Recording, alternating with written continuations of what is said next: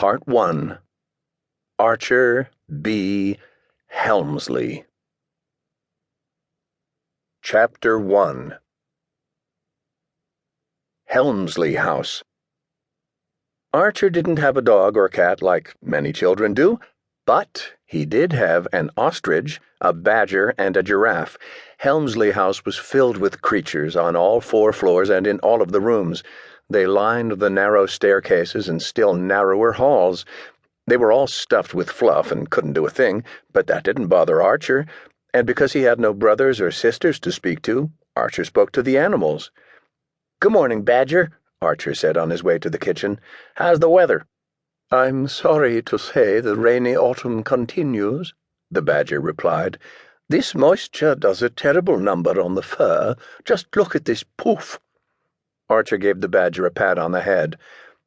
"I never would have noticed," he lied. The Badger's fur always looked a frightful mess when the humidity was high. Mrs. Helmsley poked her head from the kitchen door. "Who are you speaking to?" she asked.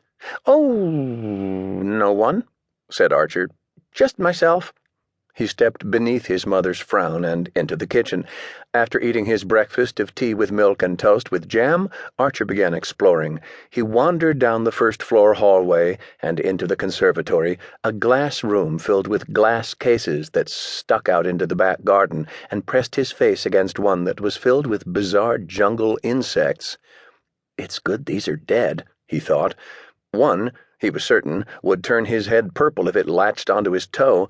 Another, he assumed, would dig its way under his skin and decide to start a family deep inside.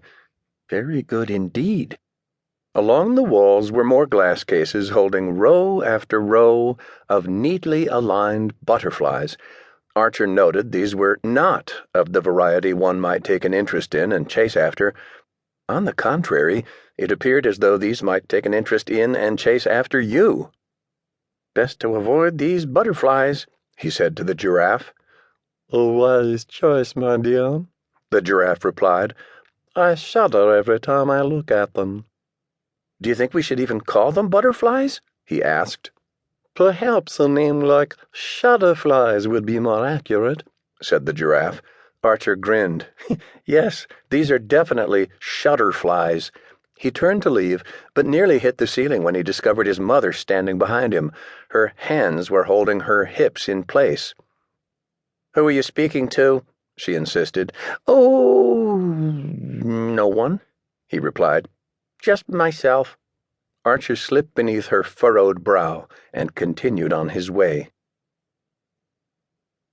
Glockenspiel and Scuttlebutt. Archer's mother, Helena E. Helmsley, hosted frequent dinner parties at Helmsley House. The guests of these events were always eager to see the home that belonged to the renowned explorers. Archer, on the other hand, was never excited to see the guests. "It's going to be a big one tonight," he said, consoling the ostrich with a pat on the back. "Don't touch me," snapped the ostrich. "I told you not to come near me with those filthy hands." Archer apologized and slowly backed away. The ostrich was like that sometimes. It's often the case that adults look at children as if they were nothing more than bizarre museum exhibits.